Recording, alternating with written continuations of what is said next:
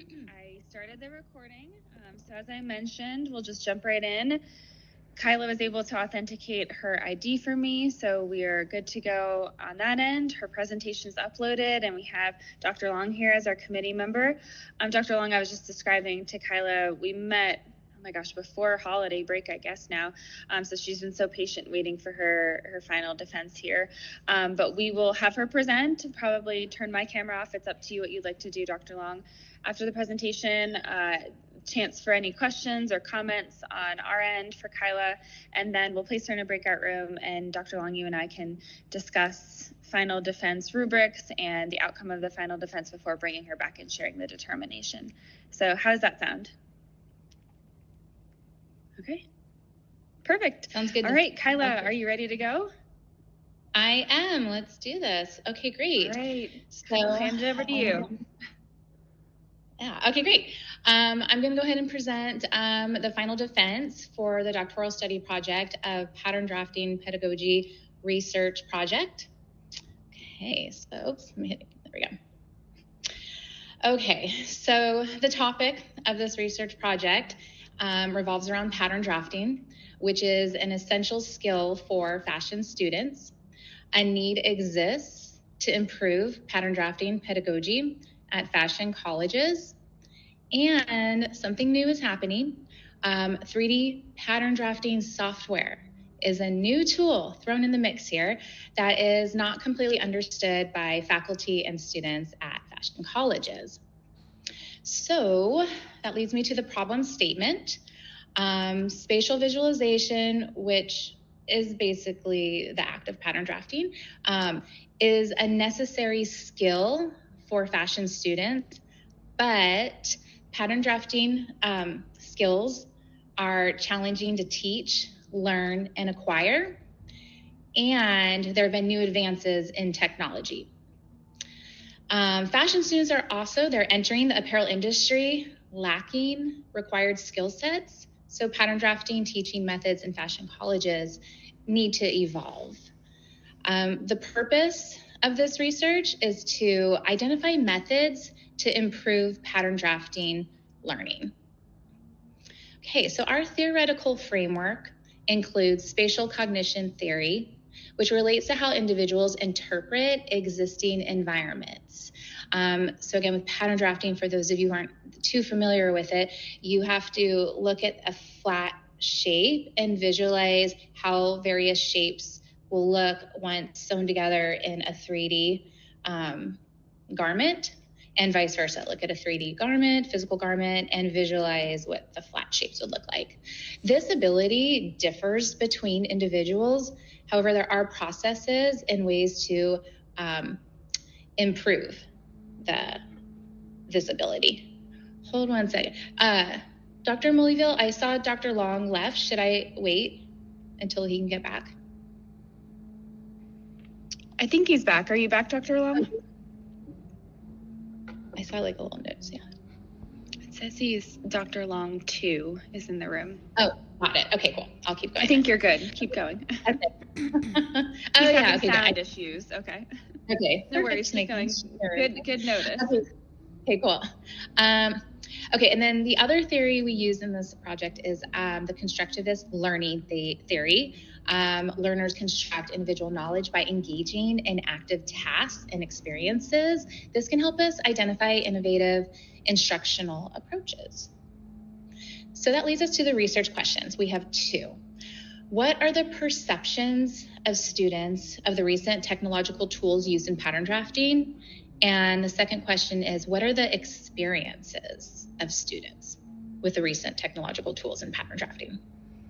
Okay, we have our list of key definition of terms. Okay, and then the other theory we use in this project is the constructivist learning theory. Learners construct individual knowledge by engaging in active tasks and experiences. This can help us identify innovative instructional approaches. So that leads us to the research questions. We have two. What are the perceptions of students of the recent technological tools used in pattern drafting? And the second question is, what are the experiences of students with the recent technological tools in pattern drafting? Okay. We have our list of key definition of terms. If I go over any of these, I'll slow down, make sure to explain them if you're unfamiliar with some of these terms. But anyways, that takes us to chapter 2, which is our literature review. The literature review begins with background of pattern drafting. So we really define what is pattern drafting, the history of it, how it's evolved and changed, which takes us to the introduction of 2D technology. So pattern drafting initially started manually, just by hands, pencil, paper. And then computers were introduced. For flat technology was introduced. And so when flat technology was introduced, there are signs of how the new technology really saved a lot of time. It also it reduced waste, improved sustainability. There's also research about how comparing traditional manual methods compared to the new 2D methods.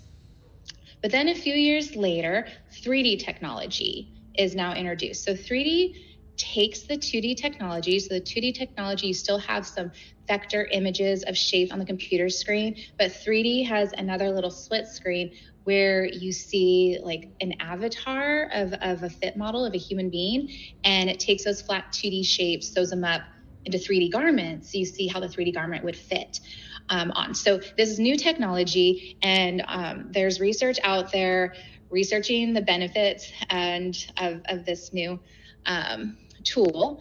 And the research includes that this tool has increased accuracy in virtual garment first fittings.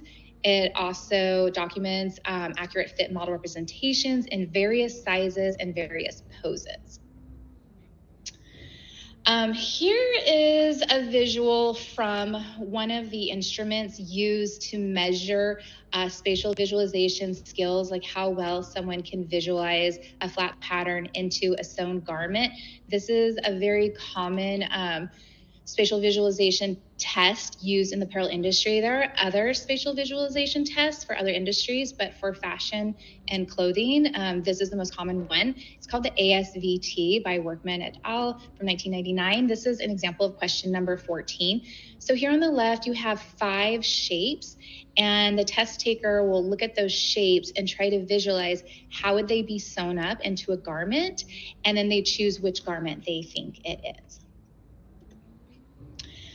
So the literature review continues with different methods used to improve spatial visualization skills, and to test whether those methods were successful or not. The ASVT instrument was typically used.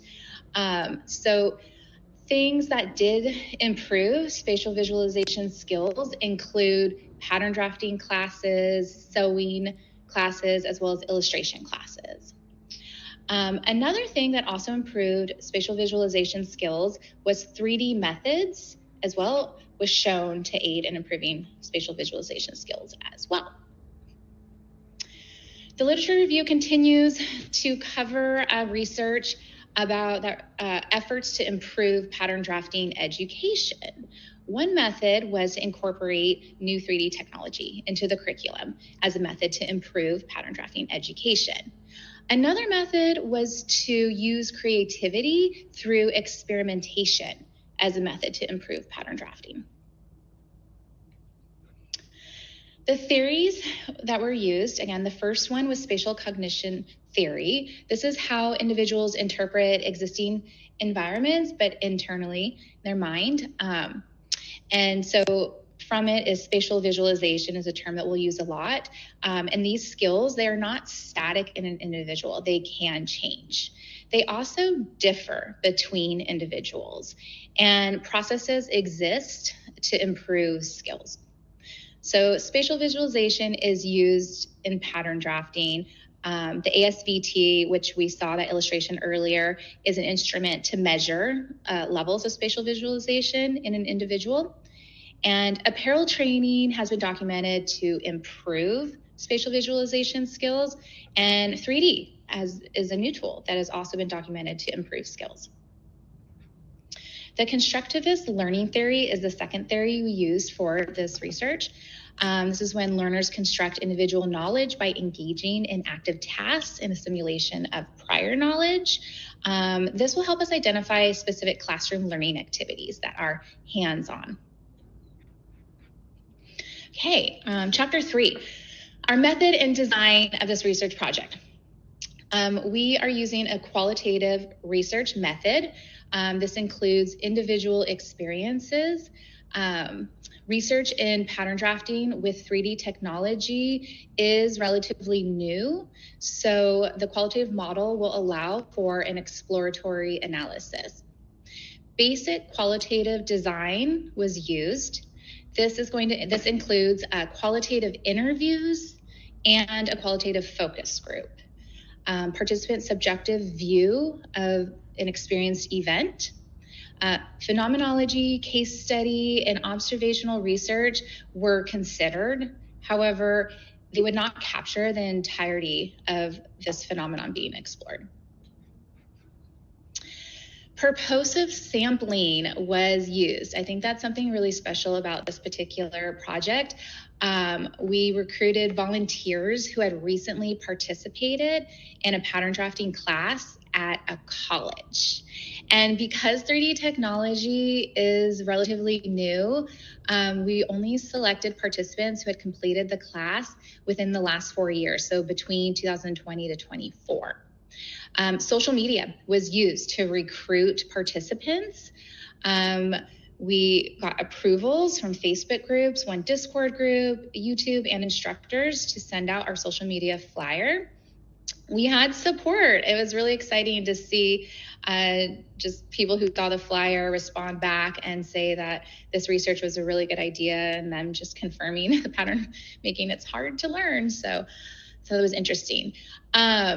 To ensure we had enough participants, we also planned on the snowball sampling technique as well. And so if we, from the volunteers we did recruit, we also asked them to send out flyers to possibly other classmates that they might be in contact with as well. So this was listed on our Google interest form. Okay, so the qualitative researcher seeks to understand a specific experience instead of correlating or drawing patterns between experiences, therefore needs a small sample size of participants. So our study planned to interview a total of 15 participants, and then from those 15, 5 would be chosen at random for a focus group. The interview questions were designed to answer research question 2, while the focus group was designed to answer research question number 1. So the interview, we used structured interviews. All questions were the same for each participant. We used Zoom with audio and visual recording. Participants discussed the experiences of the new technological tools used in the pattern drafting classroom, which correlates with research question number 2. Open-ended questions were used, including opinion questions, comparative questions, and knowledge-based questions. To develop the interview questions, my expertise and experience in pattern drafting was useful. However, I definitely leaned on additional guidance from the qualitative interview questions by Roberts as well to help develop them. The focus group was asynchronous. We used the Canvas online learning platform discussion board to list all the questions, and participants had 1 week to log in, and they would discuss their perceptions of the new technological tools used in pattern drafting classrooms, which relates back to research question number 1. 5 focus group participants were selected at random from the 15 that were interviewed. Again, open-ended questions were used. And to develop the questions, again, definitely relied on my experience with pattern drafting and the tools, but I also relied on additional guidance, the book Developing Questions for Focus Groups by Kruger. The data collection process. It starts with the approval from IRB, then flyers were distributed. The flyers led potential volunteers to our Google form where we collected an email address, first name, and year of the pattern drafting class. And then also included on the Google form was a consent form that could be downloaded and signed and then re-uploaded. Once participants were selected, Zoom structured interviews were scheduled and reminded with emails. A total of 15 volunteers were selected. Asynchronous focus group followed the interviews via Canvas, and 5 volunteers were selected for that after the interviews. All of this is stored, moved offline. So the Google form information was online. We downloaded it, put on the research laptop, and it's backed up by an external hard drive. Okay. Data analysis, qualitative data analysis, collects, compares, and summarizes. We use thematic analysis, a method to organize data by identifying patterns and then themes to uncover the meaning of the qualitative data. We use the 6-step thematic analysis method by Braun and Clark that starts with first cycle coding, and that included attribute, structural, process, and descriptive coding methods. And then second cycle coding employed pattern coding. Pattern coding grouped the first cycle codes into an emerging theme. And then the codes identified in the second cycle will produce and support a narrative or statement. Bracketing, researchers use bracketing to block out personal views the researcher holds on the phenomenon. And then triangulation exists when multiple data collections are used to compare results. So we used interviews as well as a focus group. Assumptions are statements that are generally accepted as truths without providing supporting evidence. So we are assuming that IRB permission would be granted, and it was, that participants were willing to volunteer. Luckily they were. And pattern drafting education is assumed to increase spatial visualization skills. Limitations of a study are unforeseen weaknesses or shortcomings that can happen at any point in the study and impact the results. So possible limitations could be various demographic backgrounds of participants. Perhaps we would have low volunteer response rates. And of course, honestly, the researcher is new to the field. That's me. It's my first time. Really should keep that in mind. Okay, so delimitations are boundaries provided by the researcher. So one boundary is the time frame. This is a relatively short research project. It does not go on for years and years. And it's in 2024, and it's about technology. So if this was completed years later, you might have different information. Also, what was required was a college class learning structure. This also limited our research, was that participants had to have taken a college class. And I also chose a narrow focus on subject matter. So participants took a pattern drafting class. We did not include participants who took sewing classes or illustration classes or other fashion classes. Reliability and validity includes an equitable relationship. The relational approach was used. So I was sure not to be overly friendly with participants. And on the flip side of the coin, also not overly stoic as well. No gifts or rewards were handed out either. To help with validity of the data, digital transcripts were kept thanks to Zoom and Canvas. And member check was also incorporated. So during the interview, when I would ask a participant a question, I'd like to repeat what they said to make sure that I understood it the way that they meant it as well. Ethical assurances were included as well in this research project. The Belmont report was adhered to. I also completed the CITI program. Informed consent was read and signed by all the participants as well. Confidentiality of each participant was maintained, and IRB approval was received.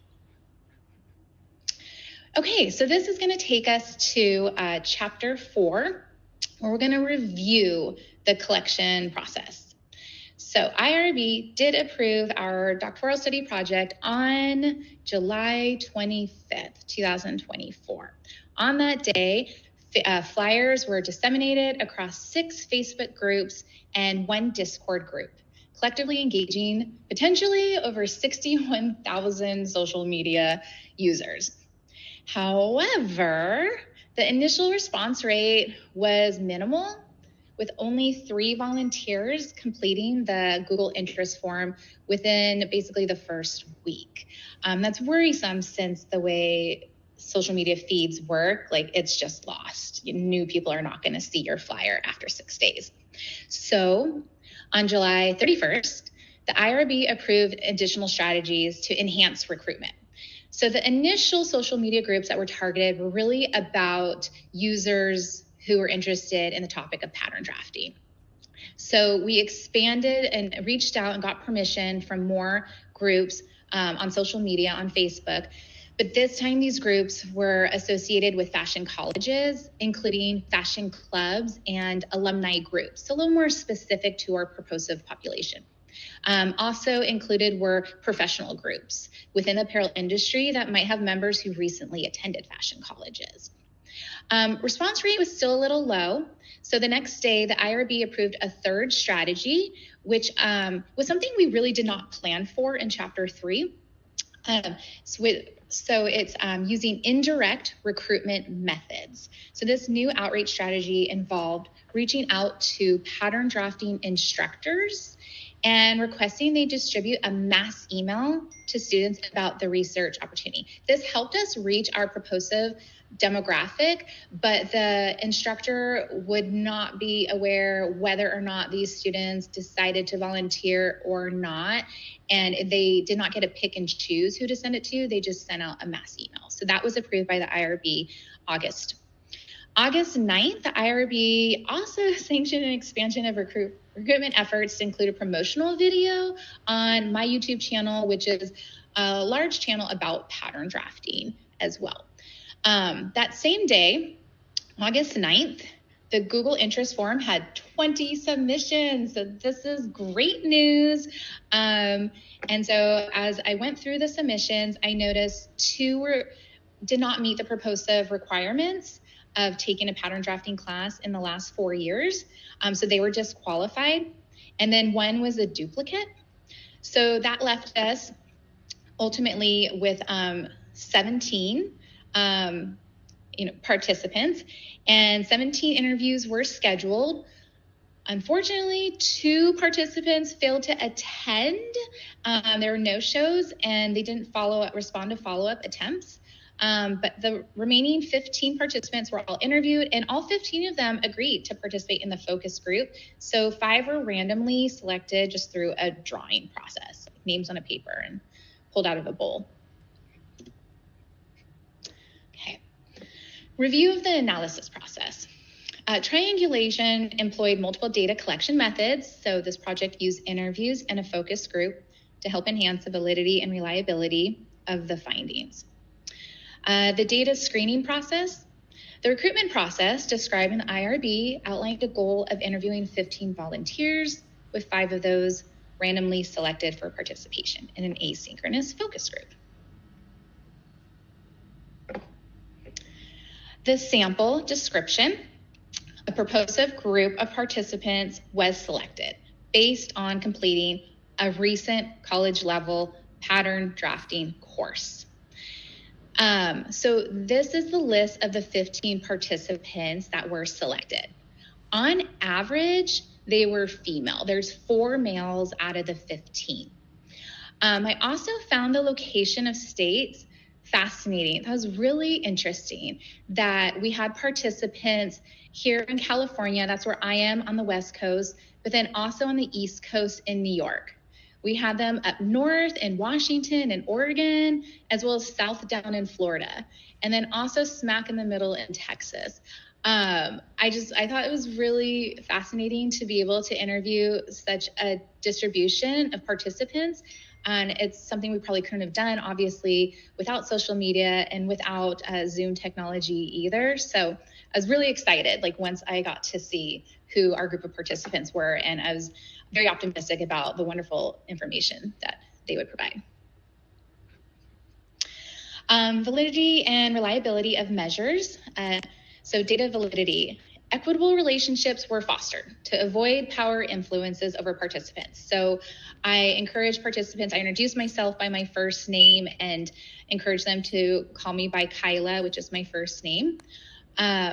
Triangulation employed multiple data collection methods. So again, we use interviews as well as the focus group. To ensure reliability of the data, I used structured interview questions. So all 15 people interviewed received the exact same questions. Same with the focus groups. Everyone participating in the focus group as well read the same questions. For validity, interview questions and focus group prompts were carefully designed to ensure that they accurately captured the intended data that would answer our 2 research questions about perceptions and experiences of technology and pattern drafting education. Okay, the thematic analysis produced 6 themes. So from all the data collected, all the segments, all the coding, it eventually produced 6 themes. And we're gonna dive deeper into each of these themes, but here is a list of the 6 themes as well. So perceptions of needed learning, benefits of 3D technology, perceptions of necessary foundation skills, challenges with manual pattern drafting, challenges with 3D technology, and benefits of manual pattern drafting. And you could see the list of segments as well. Okay, sure, okay. So our first theme was perceptions of needed learning techniques. And this was developed by 121 different segments that were coded and then coded into, all these different codes and then developed into a theme. So for example, how this worked was, for example, like this segment, a quote from a student, an example was, I wanted to touch on plus sizes, is one example. Another one was incorporate menswear pattern drafting into the class. A third example was, I was limited to what sizes I could make as I had only one dress form to fit into. I feel like this limits the experience of making garments in various sizes. So like those 3 little segments were eventually coded into inclusivity, body shapes, and sizes, fit/grading. So 32 of those were coded into that. More examples for better resources, for example, this code developed after reading all these segments. All this data and transcripts were highlighted, little segments, and then the segments turned into codes, basically. So we started with segments such as, you need a dress form. Some people don't have those resources. Another segment was, there's 25 people in the class and there's maybe like 13 machines, sewing machines. Another segment read, it's the learning process. It's just a very inefficient process of just not having the right resources. Another segment read, space is an issue. Another segment said, the most difficult thing was just having to share one design table with 4 students, because when you're making large pieces of patterns and you're trying to draw, and then there's other people there and stuff, and there's 4 people at one table, it can get cramped. So those 5 segments were eventually developed into the code of better resources, tools in classrooms. Okay. Another example of some codes was, but and they're talking about the time spent on classwork. It's just not healthy. So many of my classmates would just be in there in the campus sewing lab until the class started in the morning, and they wouldn't sleep. Another segment was, people are literally crying because they didn't have time to finish. So those segments got filed into the code more time. A couple other examples is, I do wish that I would have had more activities to practice the pattern. And somebody else said, I wanted to learn more things. And those were coded under wanting, to learn more things. Where's that one? Yeah, more techniques. Were just some examples. So anyways, all those codes were then grouped into the theme of perceptions of needed learning techniques, right, to improve pattern drafting education. Okay. Theme 2 was 3D beneficial learning tool. Here you can see the list of codes that were developed from the segments. Some examples of segments include 3D quickly makes adjustments. 3D can correct a fitting issue such as gapping at a neck or armhole rather fast. By cutting back on the time it takes, 3D enables you to learn more techniques and expand your knowledge. So those 3 segments eventually were coded into saves time, for example. A couple other examples, because I'm a visual learner, being able to drag the points across in 3D was a total game changer. Some 3D software, you have the 2D, which is like a vector shape, and you move the shape a little bit, you instantly get to see what it looks like in the sewn garment. Another segment was, as you're making changes with Clo 3D, you can kind of like visualize like, oh, you know, this change is going to work, or no, it's not going to work. Because again, you get to see it on the 3D avatar.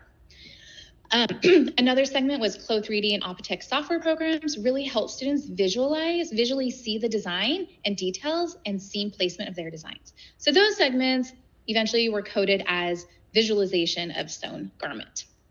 Okay, and all of these codes were grouped into the theme 3D beneficial learning tool. Okay, theme 3. So again, I started with theme 1 and theme 2 were the ones that had the most segments, and then you could see the number of segments are kind of dwindling as we go through the next themes. Theme 3 is necessary foundation skills to learn. Segments that were coded into this theme include foundation skills, important to learn before 3D. Someone else said, need to learn body shapes and fit before learning 3D. Someone else said, by doing manual first, it kind of helps you understand what you're doing in 3D. So, okay. And the 4th theme, manual application challenges. Some of the segments that fell into this theme that were coded include having the time and discipline to actually sew it all together, is a challenge when you do it by your hands, by manually, not using computers.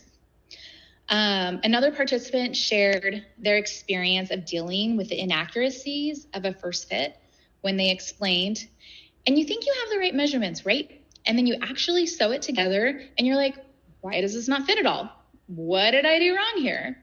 And you have to go back, transcribe the changes onto the paper, and it's very involved going back and forth, because manual just takes so much longer to actually cut and sew everything. Participants also indicated that mistakes were common with manual in math and measurements.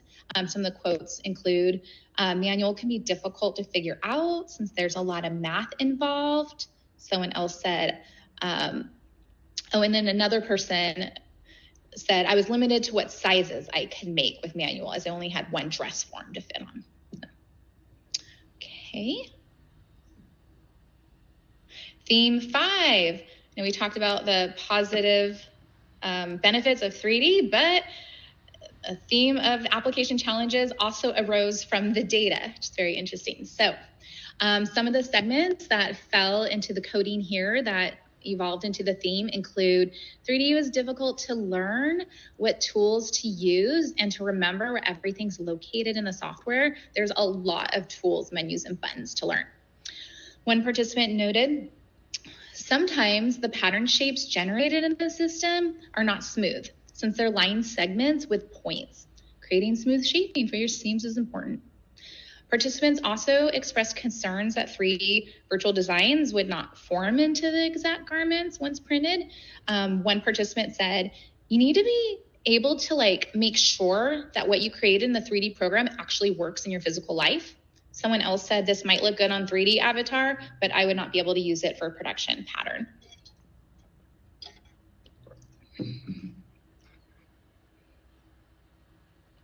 Okay. And our last theme, we talked about challenges of manual methods, but the benefits of manual methods also was produced from the data. So such segments that led to the coding of this theme include, when I'm physically working on something, like I tend to remember what I did more than on a computer. Someone else said, I think starting with paper is much better to help visualize what's happening, like especially the first main concept. Sewing it up is also like a great way to visualize it. Another example is manual pattern drafting was necessary for me to fully grasp the concepts. Okay, so the evaluation of the findings. Let's look at research question number 1, which addresses the students' perceptions of recent technological tools used in pattern drafting classes. The analysis revealed mixed perceptions of the technological tools used in pattern drafting education. Students they recognize the value of the 3D tools, that it can quickly iterate designs, visualize fit, reduces material waste, great for future employment. Students, though, also highlighted the challenges associated with the 3D tools, such as steep learning curve, potential discrepancies between digital models and physical garments. Students recognize the value of the manual tools, beneficial to start with manual tools, offered creativity and problem-solving skills. Overall, students recognize the need for a balance of the tools. Research question number 2. This addressed the students' experiences with the recent technological tools. The analysis revealed, again, benefits and challenges. The use of the 3D drafting tools was praised. Its ability to streamline the design process, allow for quicker iterations and immediate visual feedback. It also enhanced creativity and efficiency, enabling students to experiment with designs without the constraints of physical materials. However, 3D tools also pose significant challenges. It was difficult in mastering the complex software features. Also worried about the potential for a disconnect between the digital garment and then the physical outcomes. And the software is not free, it's expensive. Okay, so here on this slide, I have an overview of the interpretations of the results. And then I can actually go through all 6 themes a little bit more specifically. But generally speaking, the big overview is data outcomes compared with existing research and theory include that pattern drafting education enhances spatial visualization skills. The research from the findings from theme 2, 3D as a beneficial learning tool, correlated with that. Existing research also discusses that CAD tools significantly reduce time, labor costs, fabric waste compared to manual methods. The research finding also from theme 2, benefits of 3D, and as well theme 4, manual challenges correlated that result. 3D CAD accurately predicted physical garment fit comfort as demonstrated by Wang and Chow and Jankoska. Our study's findings did not align with that research outcome. Another result is that there's a gap in training for both students and instructors in the use of 3D CAD tools and pattern drafting. Our research findings identified a need for improved training and curriculum development. Okay, so I'm going to break it down by our 6 themes, the results. So theme 1 was perceptions of needed learning techniques. Okay, additional pattern drafting learning techniques could enhance overall educational experience in the fashion industry. So the students in the study identified that new technological tools used in pattern drafting classes could be used to compensate for body size limitations of the classroom dress forms, particularly in terms of size and inclusivity and adaptability.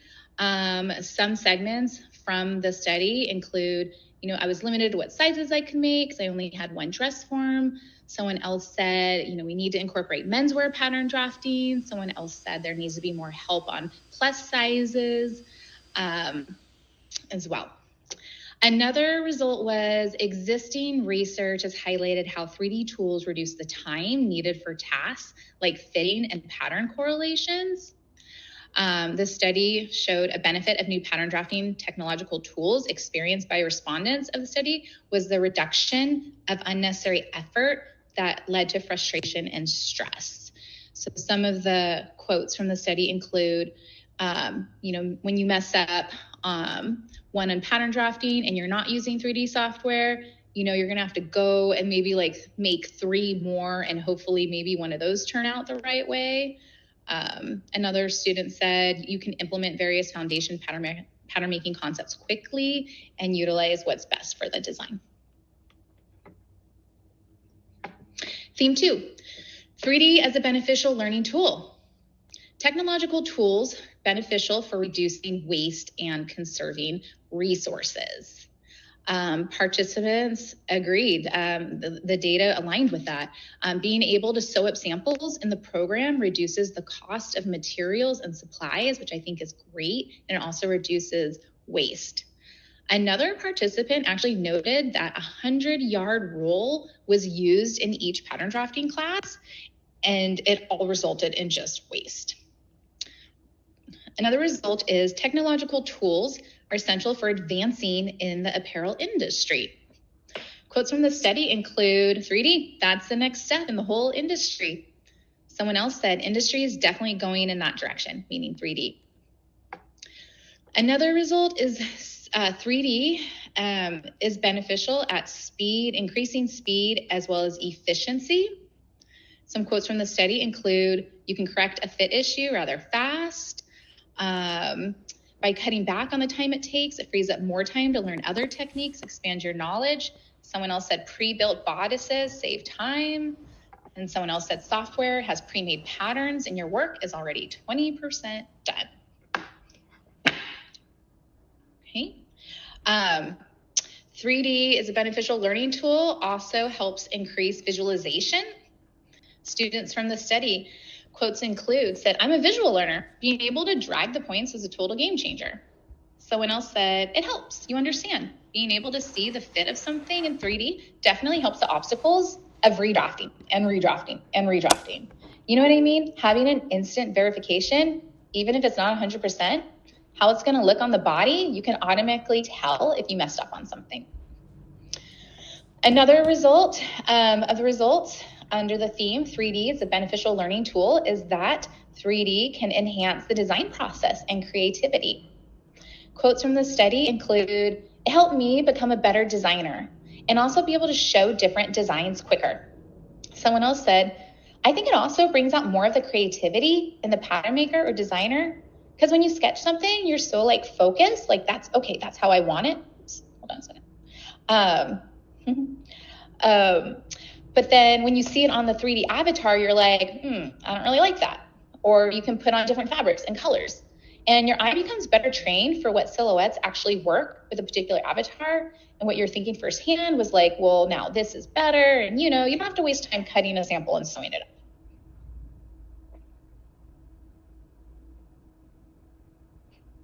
Theme 3 was necessary foundation skills to learn. Results included manual pattern making techniques were essential for understanding how to create specific shapes and build a solid foundation in pattern drafting, as well as the importance of learning in stages, layering new skills over time. So quotes from the study align with this and support this, such as foundation skills are important to learn before 3D. Another student called out baby steps, start with the foundations, learn pattern drafting, then start adding all the buttons when you're ready. It's kind of like a layering level. Someone else said, I definitely think you should start elsewhere, not 3D, like pen and paper. And someone said by doing manual first, it kind of helps you understand what you're doing in 3D. Theme 4 was the manual application challenges. Results included, manual pattern drafting is significantly more time consuming. Results from the study or segments and quotes include disadvantage of using traditional hand drafting and sewing methods is the time it takes. Someone else reiterated that and said the amount of time it takes to execute. Someone called manual pattern drafting time-consuming. Another quote was, creating and sewing a garment is very time-consuming. So when the garment doesn't seem to be functional or the pattern doesn't walk, these processes take significant time to retrace and sew again. Another result was pattern drafting education has several obstacles. From our study, we collected data, including quotes such as completing the pattern, then sewing up a mock-up, only to realize the pattern wasn't correct. This, they mean the physical sewing of the mock-ups, wastes time and material. Someone else said math is definitely a relatable obstacle. Another comment was making sure you're counting right, knowing your halves, full inches, quarters, all of that makes a difference, even if you think it doesn't. The mathematical part of it sometimes can be a challenge. Theme 5, 3D application challenges. Results included 3D limitations when translating digital designs into physical garments. So the literature review shows that the physical garments actually do match the 3D designs, but the students from the study had different perspectives. So one comment was, computers are great, but it's never going to be perfect, and you'll never be able to get it right, the right thing, until it's actually on someone, until you actually see it in person. Another participant said, you need to be able to make sure that what you created in the 3D program actually works in physical life. Another result is that 3D is difficult to learn. Students from the study supported this by quotes including 3D software was difficult at first to learn, what tools to use and remember where everything's located. One student considered themselves to be really bad at technology. And then somebody else was quoted saying, digital learning curve is tricky. Another result is that 3D has financial barriers. 2 participants reported that the software's high system requirements often led to poor performance issues on their computer, getting their computer to crash or the software to freeze. Another student was quoted to say 3D could be costly. Someone else said it's not free. And our last theme, theme 6, manual methods as a beneficial learning tool. Results included enhanced understanding through hands-on learning. Quotes from the study include, I'm definitely a hands-on person, so I like that about manual. Someone else said, when I'm physically working on something, I tend to remember what I did more than like on a computer. Another result was clearer visualization of concepts, especially during the early stages of learning. Results from the study, segment quotes include, I think starting with paper is much better to help visualize what's happening, like especially for the first main concept. Someone else said manual pattern drafting was necessary for me to fully grasp the concepts. Okay, let's take a sip of water real quick.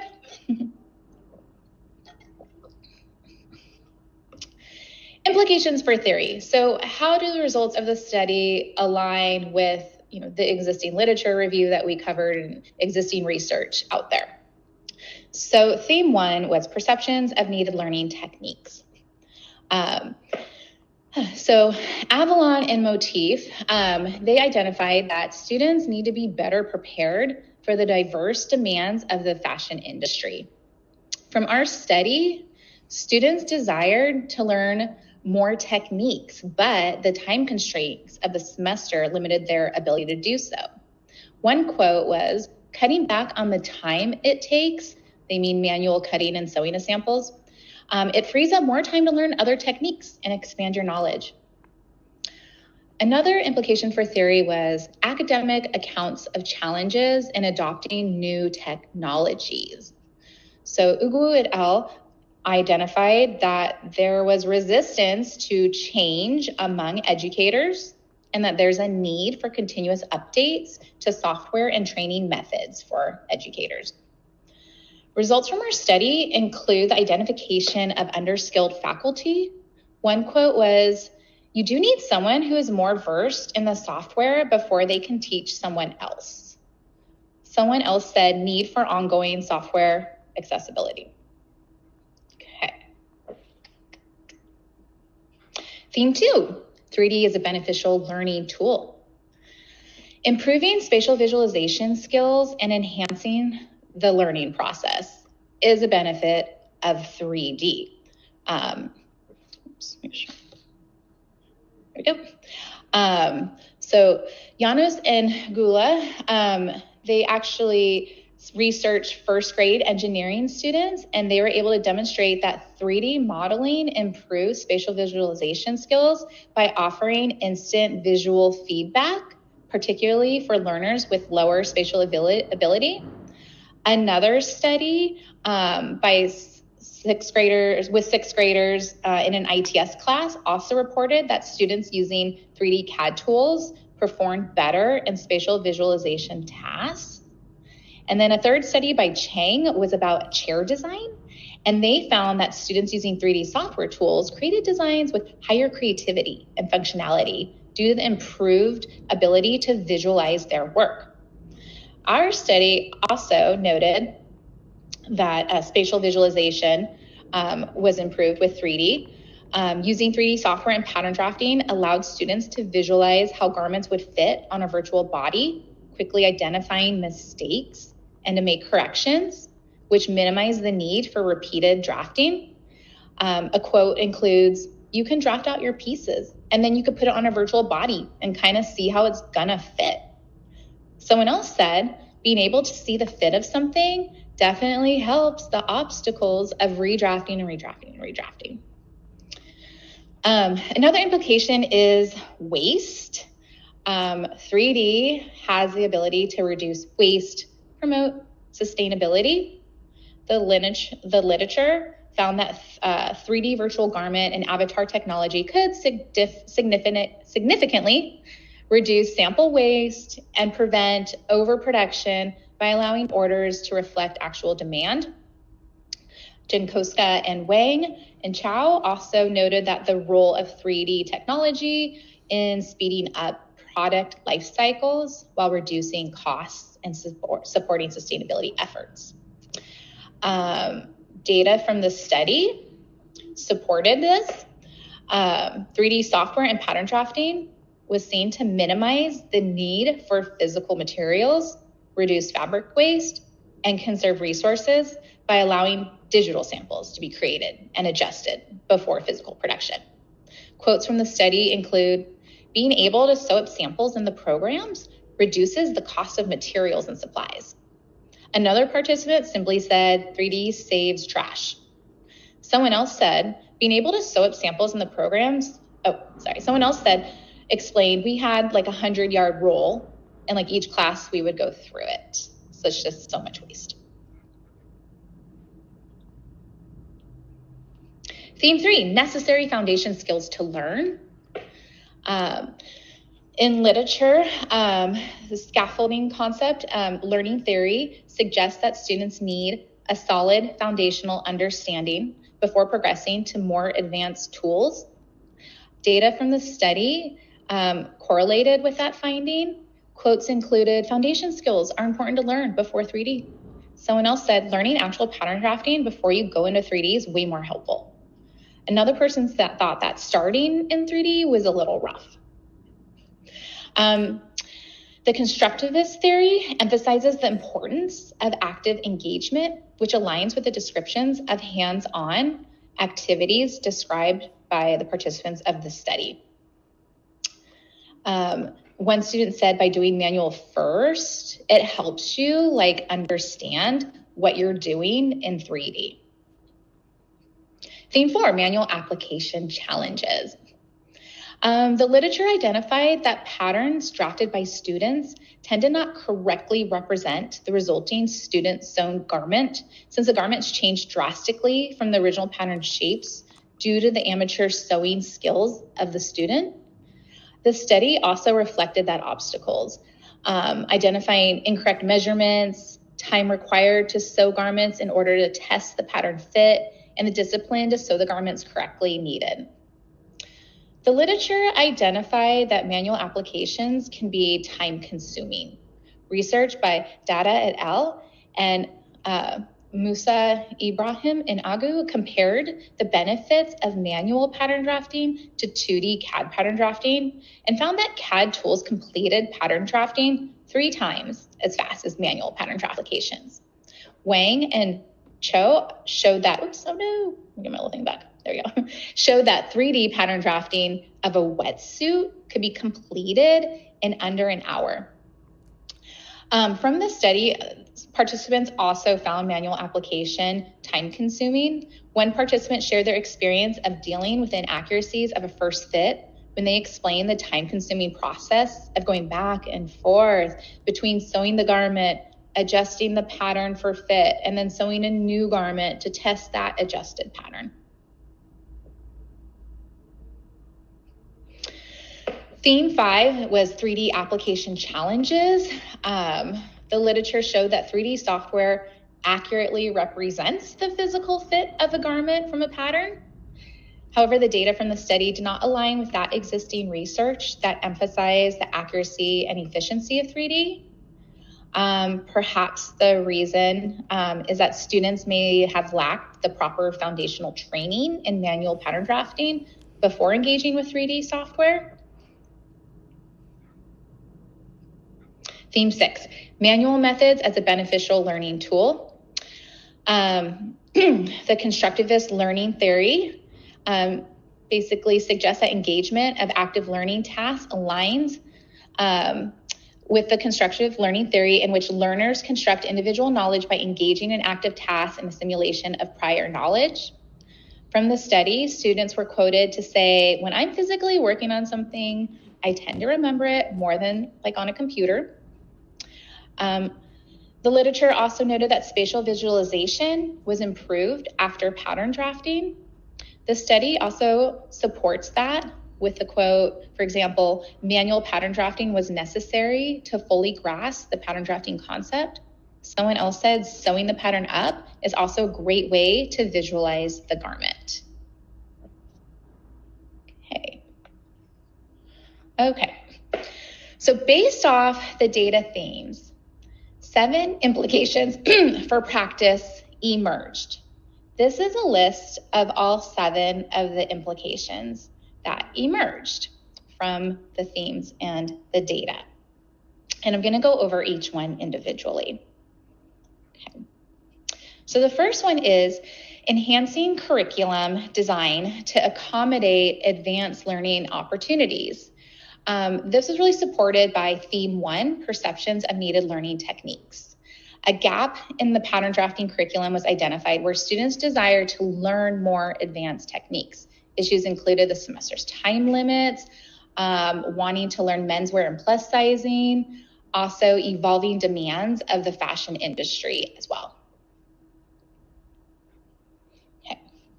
Addressing student confidence and reducing intimidation in pattern drafting was a second implication for practice. Based on Theme 1, Perceptions of Needed Learning Techniques, we found that there was intimidation that students felt in traditional pattern drafting courses. Also in existing literature, we found that student lack of confidence was a challenge encountered when using CAD and pattern drafting. That literature even had recommendations such as using various pattern drafting methods and periodic training for instructors.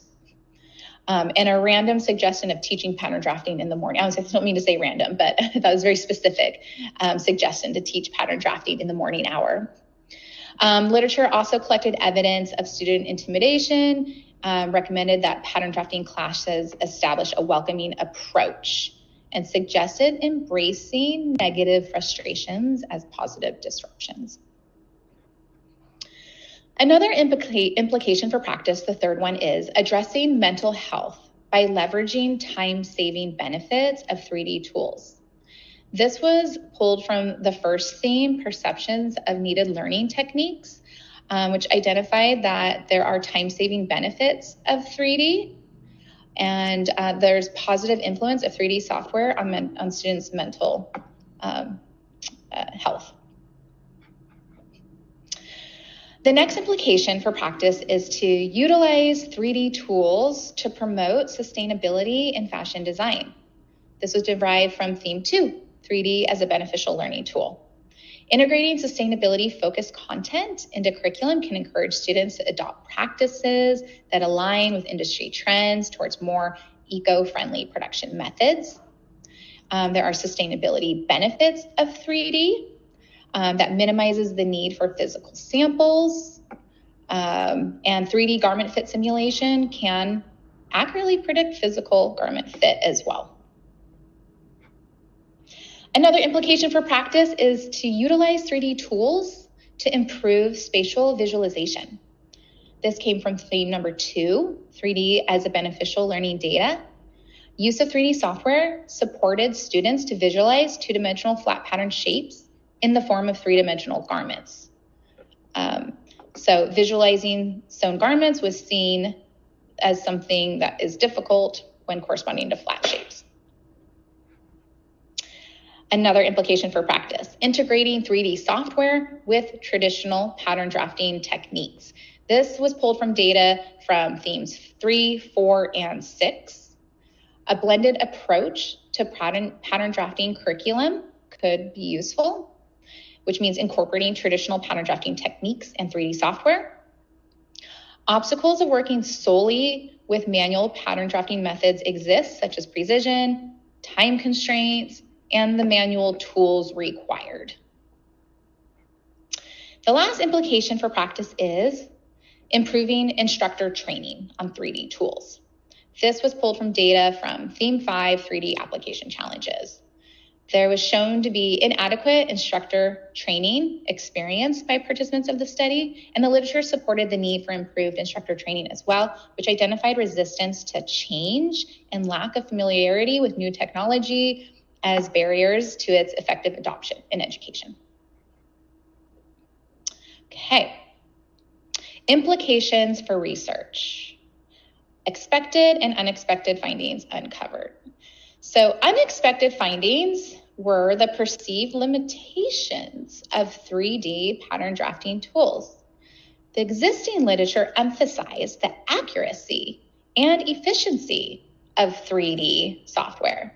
However, students in the study often noted that the designs created in 3D did not translate smoothly into physical garments. Potential explanation? Perhaps the students' lack of foundational training in manual pattern drafting could have led to their struggles with the 3D tools. Or maybe there was insufficient instructor training when the students were learning 3D. Implications for research. The study provided valuable insights into how students felt about using 3D tools, but it did not assess the perceptions translated into actual improvements in skill development, accuracy, or efficiency. A delimitation is the focus on students' perceptions rather than objective measurements of their performance. Limitations of the study. The study was relatively a small sample size of 15 participants. The study also relied on self-reported data. Perhaps future studies can incorporate observational data or triangulating the findings with other data sources, such as student work samples or instructor evaluations.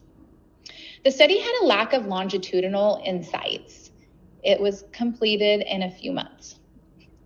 Demographic backgrounds of the participants were not considered, which could affect results.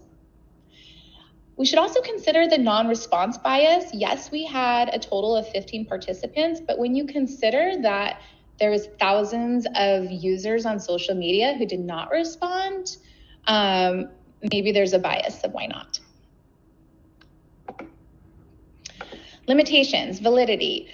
Participants may have had varying levels of familiarity with both manual pattern drafting and 3D tools. Participants' prior exposure to different instructors or teaching methods may have influenced their experiences in ways that's not fully accounted for in the study. There's a narrow scope of the study, focusing on only students within the United States. Possible researcher bias, virtual tools for the focus group and interview discussions, and the limited duration of the study. Okay, recommendations for practice. The recommendations align with the implications, actually. So the first one is enhancing curriculum designed to accommodate advanced learning opportunities. A recommendation is that fashion programs should consider adjusting the curriculum to better integrate relevant skills as reflected in a quickly evolving technological industry. Examples include incorporating menswear and plus-size design, as well as advanced, more complicated pattern drafting technique samples. The recommendation to expand the curriculum is supported by the literature. Another recommendation is that fashion programs should consider adjusting the curriculum to better integrate 3D tools to free up time for students to learn advanced pattern drafting techniques or other relevant skills. The second recommendation for practice is addressing student confidence and reducing intimidation in pattern drafting, with the recommendation that fashion educators should aim to create a more supportive learning environment by responding to students' various learning paces and offering incremental learning stages that students can access at various stages. Participants in the study identified the request for educators to slow down learning paces, while others noted that students work at a variety of paces. Educators should start coursework with basic skills and gradually build towards more complex tasks, accessible individual learning paces to build student confidence and ease intimidation. The third recommendation for practice is addressing mental health by leveraging time-saving benefits of 3D tools. Fashion programs should highlight the time-saving benefits of 3D software. To reduce the workload and alleviate stress by allowing students to use 3D software for the first pattern to garment fittings and then manual methods for the final garment to pattern fitting. Participants from the study also highlighted that 3D software saves significant time from sewing up first samples and applying fit corrections. And the time-saving benefit of software is also well supported by existing literature. Another recommendation for practice is utilizing 3D tools to promote sustainability in fashion design.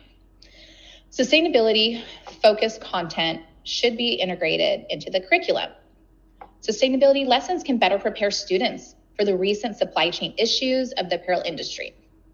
Existing literature has identified 3D software as an accurate garment fit simulator. 3D software can be used in lieu of muslin fabric for technique samples to save on trash.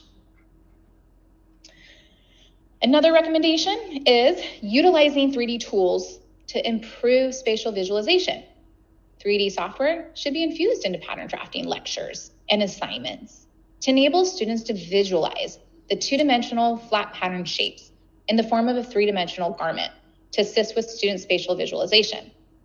One participant from the study explained, "Ability to sew up a garment in 3D helped me identify mistakes."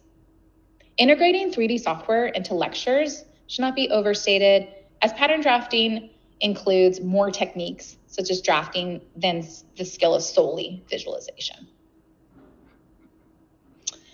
Integrating 3D software with traditional pattern drafting techniques is another recommendation. Fashion programs should ensure that traditional pattern drafting techniques are taught alongside 3D software tools and manual tools. Several participants from the study identify themselves as hands-on learners and recommended learning manual pattern drafting techniques. Obtaining manual pattern drafting skills without the infusion of CAD pattern techniques creates a skill gap among students about to enter the apparel industry.